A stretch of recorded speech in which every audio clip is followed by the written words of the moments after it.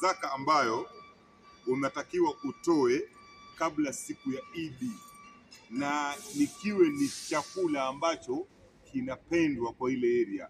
Kwa mfano sasa, kama hii area yetu watu wanapenda mchele, sasa ni uchukue mchele mzuri, mchele ule wa ghali wenye unaweza kula wewe mwenyewe na familia yako. Ule mchele unachukua katika kila kitu cha familia chako. Mtoto mmoja ni mchele 2.5 kilo. Sasa upige hesabu ya familia yako yote, uende ukapeane kama zakatul fitri. Na ukipeana hiyo baada ya Idi inabadilika, inakuwa sadaka. Kwa hiyo ni kabla ya Idi. Ni upeane kabla ya Idi, zakatul fitri.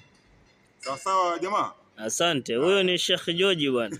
Si Muislamu huyo ndugu yangu. Kristo lakini anifahamu dini vizuri. Wako Waislamu wenye hawafahamu hii. Jamaa Suratul Musid.